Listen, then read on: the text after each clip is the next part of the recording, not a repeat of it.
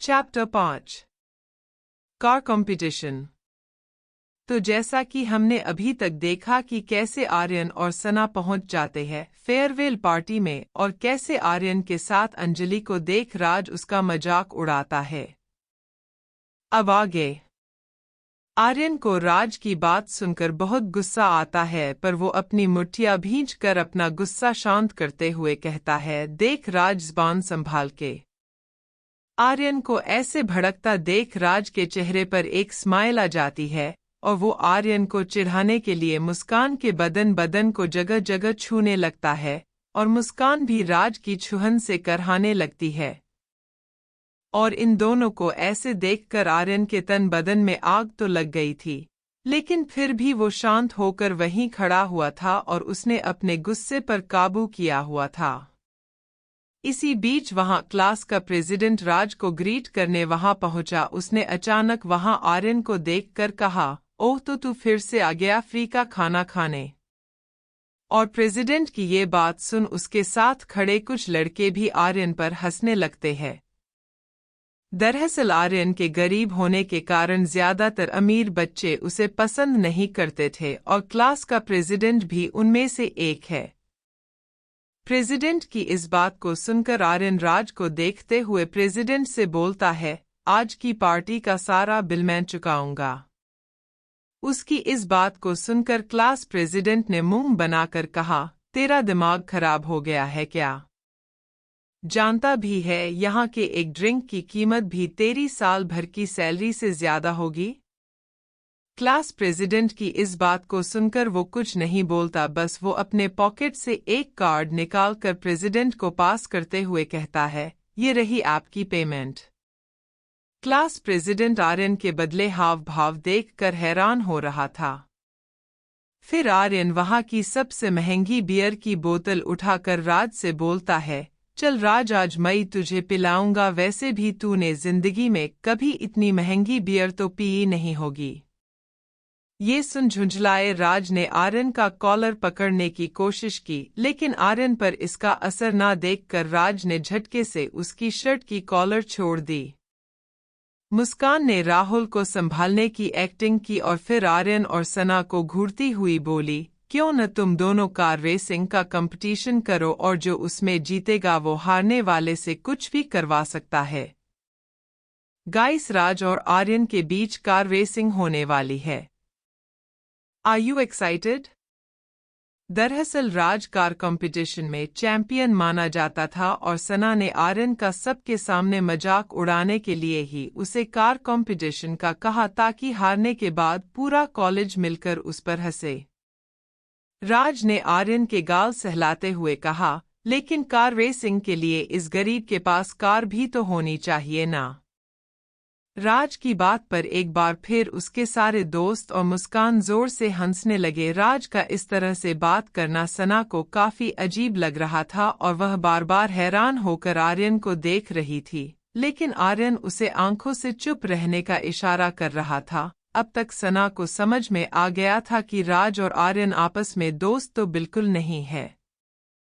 आर्यन के चुप रहने पर राज ने अपने कंधे उचकाकर कहा, कोई बात नहीं, तू मेरी ऑडी के साथ अपनी उस स्प्लेंडर में रेस लगाकर हार जाना। आर्यन ने जवाब में मुस्कराते हुए कहा, और अगर मैं जीत गया तो? वो भी देख लेते हैं। राज वेन्यू से बाहर निकलते हुए बोला। पार्टी वेन्यू से कुछ दूरी पर एक रेसिंग ट्रैक था। राज के पीछे पीछे सभी लोग भी वहां पहुंचते हैं। इस वक्त राज की रेड कलर की ऑडी वही रेसिंग ट्रैक पर मौजूद थी। उनके फ्रेंड्स हाथों में फ्लैग लेकर आर्यन तंज कस रहे थे। ये लड़का आएगा भी या नहीं? अरे लगता है डर के मारे अपने बिल में छुप गया जाकर। हा हा हा। तभी अचानक आर्यन बुगाट्टी ला वॉयचर स्पोर्ट्स कार में वहां पहुंचा। आर्यन को इतनी महंगी कार में देखकर राहुल और मुस्कान का मुंह खुला का खुला रह गया। वहां कुछ देर पहले आर्यन का मजाक उड़ाने वाले लोग भी इतनी महंगी कार करीब से देखकर हैरान थे। राहुल ने अपने कार की साइड वाली विंडो डाउन की और कार्तिक के कहा, अब तू रेस लगाने के लिए महंगी कार भी भीख में मांग कर ले आया? हा हा हा। आर्यन ने सीरियस होकर कहा, कुछ देर बाद तो तू भी मुझसे रहम की भीख मांगेगा। राज ने तिरछी स्माइल के साथ कहा, चल देखते हैं। फिर उसने एक ऊंची पहाड़ी की ओर इशारा करते हुए कहा, वो देख, जो सबसे पहले उस पर अपना फ्लैग लगाकर वापस आएगा, जीतने वाला हारने वाले की गर्लफ्रेंड के साथ एक रात गुजारेगा। यह बोलकर उसने सना को देखा और अपने दांत से होठों को दबा लिया। राज के साथ बैठी मुस्कान यह बात सुनकर नाराज हो गई, लेकिन राज ने उसे इग्नोर कर दिया। फिर एक लड़के ने राज को ब्लू कलर का फ्लैग दिया और आर्यन के हाथों में वाइट कलर का फ्लैग देकर वह साइड हो गया। विसिल की आवाज सुनते ही उन दोनों ने स्पीड से कार चलाना शुरू कर दिया। आर्यन की स्पोर्ट्स कार होने की वजह से वो इतनी ज्यादा तेज चल रही थी कि मुस्कान चाहकर भी उसे देख नहीं पा रहा थी। इस वक्त आर्यन पूरी स्पीड से अपनी कार ड्राइव कर रहा था। इस बीच उसने कई बार सना को भी देखा। सना के चेहरे पर डर के भाव बिल्कुल नहीं थे। ज्यादातर लोग पहले राज को चीयर कर रहे थे, पर फिर आर्यन की स्पीड देख उन्होंने उसे चीयर करना शुरू कर दिया। कुछ देर बाद आर्यन और सना पहाड़ी के सामने पहुंच गए। सना गाड़ी से उतरकर अपना फ्लैग वहां लगाकर वापस गाड़ी में बैठ गई और वह लोग फिर वापस जाने लगे। उन्होंने जब वापसी के लिए आधा रास्ता तय कर लिया तब राज और मुस्कान भी पहाड़ी के पास फ्लैग लगाने पहुंचे।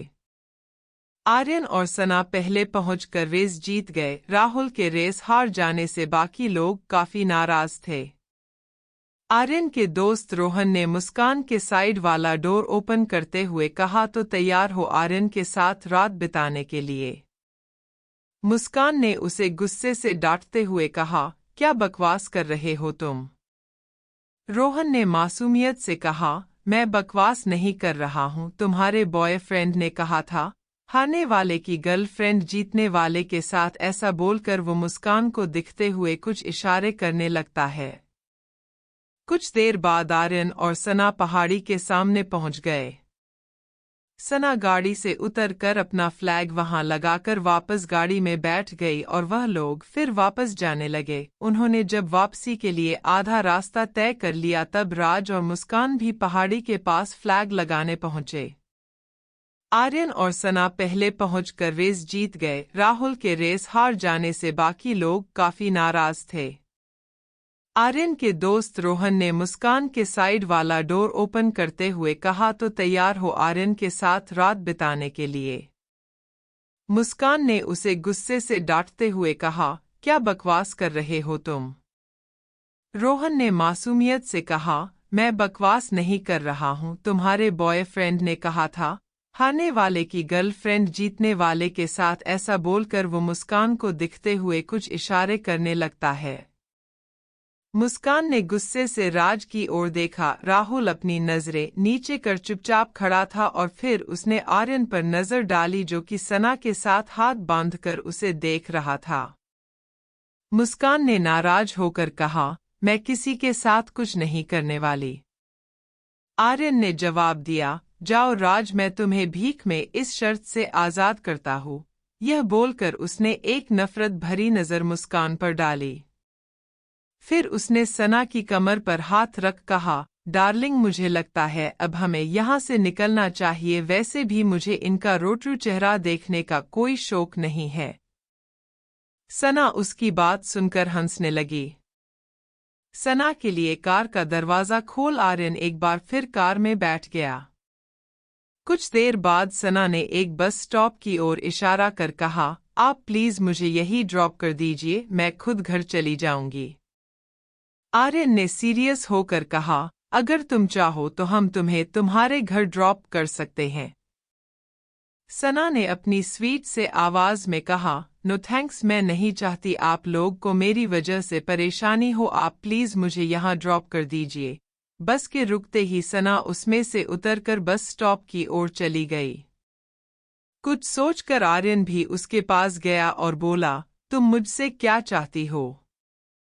देखो, मैं अच्छे से जानता हूँ तुम मेरे पास कुछ काम से ही आई थी, तो तुम मुझे बता सकती हो कि आखिर तुम्हें ऐसी क्या जरूरत आन पड़ी कि तुम्हें मेरे पास आना पड़ा?